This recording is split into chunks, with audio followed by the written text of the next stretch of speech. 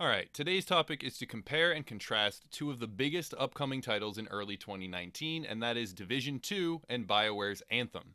I'll be the first to admit in this case that in the past I've been overly critical of both of these titles. I mean, well, maybe not overly critical, but I'm a skeptic at heart, and I erred on the side of more skepticism than not with both of these for the past few months at least. I'll stand by that mentality as a good baseline given certain industry practices at the moment, but I am not displeased to say that after going to E3, learning extensively about Anthem, and going hands on with Division 2 while I was there, that the skepticism in large part has given way to cautious optimism and hopeful anticipation. The main discussion point for today is how these two titles will or will not compete directly against one another given their subject matter, release windows, and potential target audiences. For a brief summary and a little bit of depth regarding some of the more interesting facts that I picked up at the convention and in the weeks since, we will start off with Anthem. Anthem is a BioWare game, though it is one that's kind of unlike any we have previously seen. The game will feature javelins, which are mechanized suits in 4 different archetypes with their own unique skill trees, as well as a skill tree for your pilot character, who will independently progress through multiple storylines, both major and minor. There will be dialogue choice, decision consequences, gear loot tables, crafting, and an extensive dungeon system with an endgame loop of some kind present at launch. The game will feature 4-player co-op with coordinated combos, and you can think Mass Effect Andromeda or something similar, where you would prime targets and then execute the combo for increased damage or with alternative abilities, etc., that sort of thing, and an auto-balancing system that either strengthens or weakens players according to environment, content difficulty, and group composition. The suits will feature a spread of what appears to be 3 abilities and will also have extensive options for customization both with aesthetics and functionality. Through recent months, creator and gamer sentiment towards Anthem has been rocky at best, given the information coming out of BioWare regarding team members leaving and general workplace atmosphere. However, with new information from E3, the realization that EA, for whatever reason, is going to finally back down at least slightly from their greedy practices and much more comprehensive gameplay being showcased, it now appears that Anthem will be a game of significant note, coming out in about 8 months on February 22nd of 2019. Now jumping over to Division 2. I had the wonderful opportunity of participating in a closed doors information session regarding Division 2, as well as going hands-on with the demo and chatting with a large group of developers at the E3 convention. And I must say that while I stand by the aggressive skepticism I harbored for quite some time in the lead up to this, almost all of my major concerns were at least in some way partially or fully alleviated. The game will be set in Washington, D.C. during summer, or at least while it's warm enough outside that practical clothing is less of a concern, giving extensive freedom for character customization and a large number of cosmetic items or options, which is something the previous game did not have. The game is a looter shooter, like its prequel, and will also see the return of all major RPG element systems, as well as skills, gear combinations, the Dark Zone for player contention, and, this time around, 8-player raids, which are refreshing to say the least after the lackluster incursions of Division 1. Typical gameplay will see groups of up to 4 agents participating in open world events as well as other non-linear activities, though the game will also have a clearly defined story continuing or otherwise delving into the extensive lore of post-apocalyptic Washington, D.C.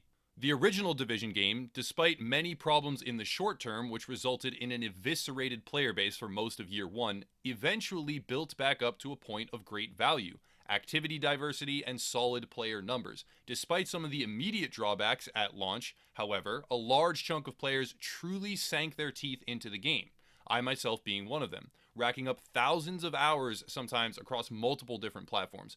Despite horrific flaws, the game had struck a chord and truly captured a set of players who enjoyed a combination of RPG mechanics, loot grinding, customization, build diversity, and, of course, griefing, with the Dark Zone being what it is. With a release date scheduled for exactly March 15th of 2019, The Division 2 will come out just 3 short weeks after BioWare's Anthem, and that is one of the primary reasons for this video.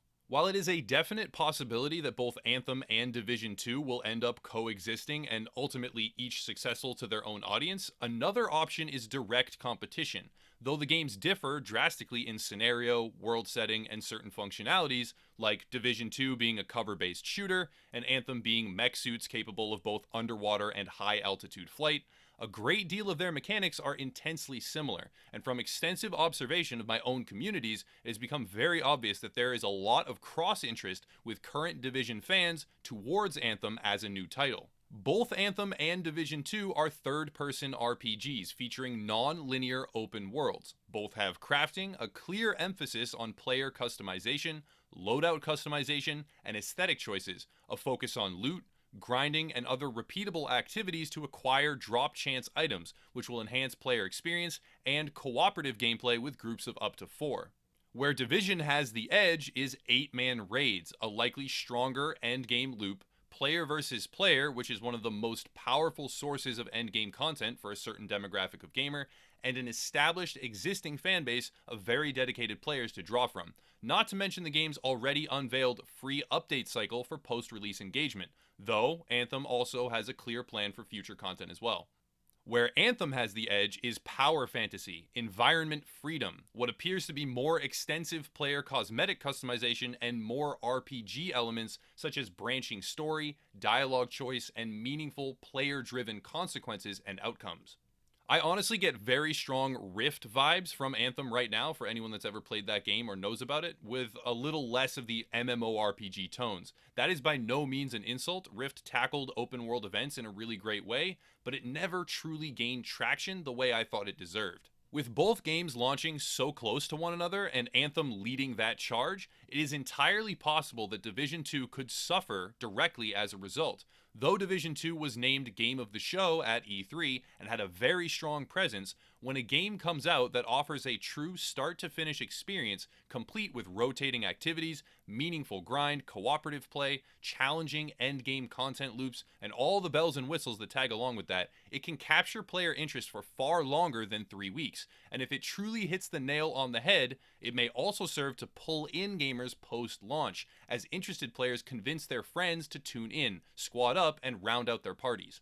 Launching into such an enraptured player base would see Division 2 handicapped from the start, since there is such an extensive overlap in mechanics, which has led to joint interest.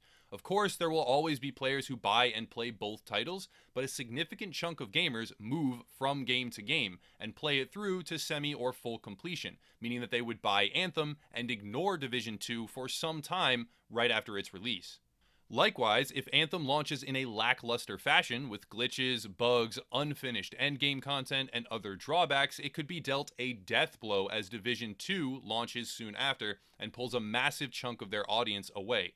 If Anthem is good enough to pique player interest in grinding for loot, customizing their loadout, and playing with builds, skills, and squad compositions, but fails to hold their attention with any sort of intensity, the appearance of a fully fleshed out competitor in the form of Division 2 that also has PvP, 8-player raids, and various other strengths, despite its lack of dialogue choice and consequences, could prove completely fatal to Anthem. The teams for both of these games are enormous, with Division 2 having the biggest development team ever assembled by Ubisoft for a single game. Anthem is also boasting a 10-year plan, which means there are undoubtedly resources being poured already into its future, and either one of these two titles failing, or honestly launching as anything sort of a solid success, will likely have some sort of an effect on their parent companies. All in all, while it most certainly will incite some stress among developers and publisher employees, maybe especially the higher-ups, I am just happy to have two games which have broken through my thick armor of skepticism and appear to be extremely good options for content creation, both coming out within 1 year's time. Though it would be nice to have a bit more of a buffer period between the two to not overload my schedule. What do all of you think in the comments? Which game will you play? Which one looks better? Which concept is more appealing and why? It is usually informative to have discussions in the comments on my videos. Mostly, usually. Anyways, that's going to wrap it up for right now. I will be working on some more video concepts, live streaming a little bit more, and perhaps launching some limited edition merchandise quite soon with custom gamertag options. If so, I'll keep the community posted. But, as always, thank you for watching. Check out the various links down below if you want to join our gaming forums, our Facebook group, etc., etc. There's a lot of other links there as well. And have a nice night.